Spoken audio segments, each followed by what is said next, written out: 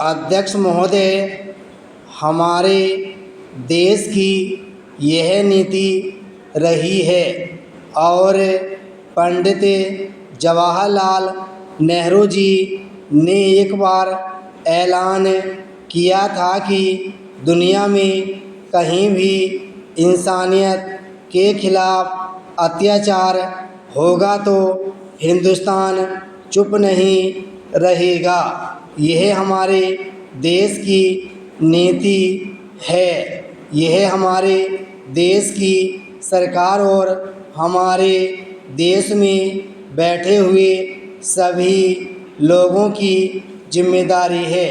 इस पर चुप नहीं रहना चाहिए। यह हमारी पॉलिसी है और आज़ादी के बाद यह तय किया गया है कि दुनिया में कहीं भी मानवता के खिलाफ अत्याचार होगा तो हिंदुस्तान चुप नहीं रहेगा। इसी सदन में यहाँ चाहे जो भी निंदा का प्रस्ताव हो या और कोई प्रस्ताव हो, वह प्रस्ताव लाकर इसकी भर्त्सना करनी चाहिए और सरकार की ही यह अकेली जिम्मेदारी नहीं है, यह हम सबकी जिम्मेदारी है कि इस पर एक साथ खड़े होकर एक साथ बैठकर विचार करके ऐसे जुर्म के खिलाफ निंदा करनी चाहिए और मानवता के खिलाफ हो रहे जुर्म अत्याचार को रोकना चाहिए। माननीय अध्यक्ष महोदय, मैंने विभिन्न राजनीतिक दलों के माननीय सदस्यों द्वारा व्यक्त किए गए विचारों को संज्ञान में ले लिया है। सदन को जानकारी है कि यह एक बहुत ही संवेदनशील मामला है और विदेश नीति से भी संबंधित है। जैसा कि कुछ माननीय सदस्यों ने सही कहा है कि फिलिस्तीन और इजराइल के संबंध में हमारी एक निश्चित नीति है। इसलिए इस अवसर पर भारत सरकार के किसी भी कदम से हमारी विदेशी नीति पर प्रभाव पड़ेगा। स्थानीय निकायों में मेयर का कार्यकाल 1 वर्ष का होता है। एक मांग है कि आप भी एक मेयर थे। 1 वर्ष पर्याप्त नहीं है, इसे कम से कम 24 महीने अथवा 20 महीने तक बढ़ा देना चाहिए। परंतु रेलवे में 5 वर्षों में 7 मंत्री हुए, अर्थात उनका कार्यकाल 8 महीने से भी कम वर्ष का था। अतः वे रेलवे को कैसे संचालित कर सकते हैं। इसीलिए उन्होंने अपने राजनीतिक और व्यक्तिगत लक्ष्यों को सामने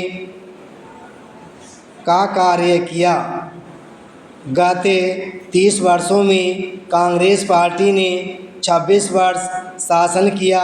वे परियोजनाओं की घोषणा करते रहे, किंतु उन्हें आरंभ करना ही भूल गए। 676 परियोजनाओं में से 359 परियोजनाएं अभी भी पूरी नहीं हो पाई हैं, जिनके लिए 2 लाख करोड़ रुपये की आवश्यकता है। यदि यह इसी तरह से चलता रहा तो इसमें कम से कम 30 वर्ष लगेंगे। मुझे विश्वास है कि श्री नरेंद्र मोदी और श्री सदानंद गौड़ा के नेतृत्व में इस प्रकार से नहीं चलेगा। उन्होंने इसे इस प्रकार से संभाला है। विराम पैराचीन। चुनाव के मौसम में एक नेता का दूसरे नेता के बारे में अपशब्द कहना जितना आसान और दुखद है उतना ही दुर्लभ और सुखद है। एक नेता का दूसरे नेता से हालचाल पूछना राजनीति में चुनाव को चोट करने का समय माना जाता है। जो दूसरे को ज़्यादा से ज़्यादा चोट पहुंचा सकता है वही असली चुनावी वीर है। प्रचलित राजनीति में कहा जाता है विरोधियों को वार करने का मौका न दें, विरोधियों को जहां पाएं वहीं निपटाएं। आरोप के जवाब में प्रत्यारोप, आलोचना के जवाब में अपशब्द और फिर बदले का सिलसिला।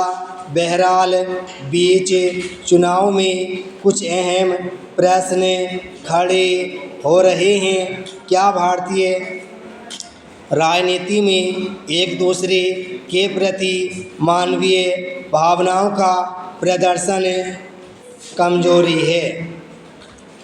क्या भारतीय राजनीति विपक्षियों के लिए केवल बुरे की कामना करती है? यह किसी खुशी से काम नहीं है कि भारतीय राजनीति के उत्तरोत्तर सिहा होते चेहरे को रक्षा मंत्री निर्मला सीतारमण ने अपनी भलमन साहत से थोड़ा साफ किया है। वह अस्पताल में भर्ती घायल पूर्व विदेश राज्य मंत्री व कांग्रेस नेता शशि थरूर का हाल जानने अस्पताल पहुंच गई। चुनाव के समय में केवल 36 का आंकड़ा पाले बैठे अनेक लोगों और नेताओं को अजीब लगा होगा, लेकिन वास्तव में यही मानवीयता का तकाजा है कि शारीरिक या व्यक्तिगत कष्ट के समय सभ्य मानवों को साथ खड़े होना चाहिए। जहाँ जितना संभव हो किसी के दुख में साथ खड़े होना सभ्यता की निशानी है।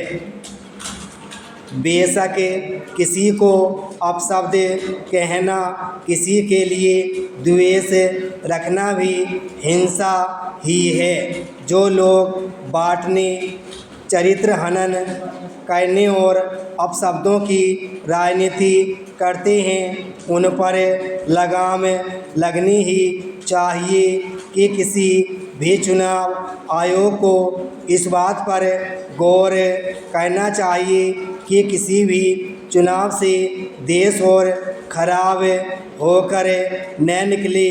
सही चुनाव वही है जिससे देश पहले से ज़्यादा सुधरा हुआ महसूस हो।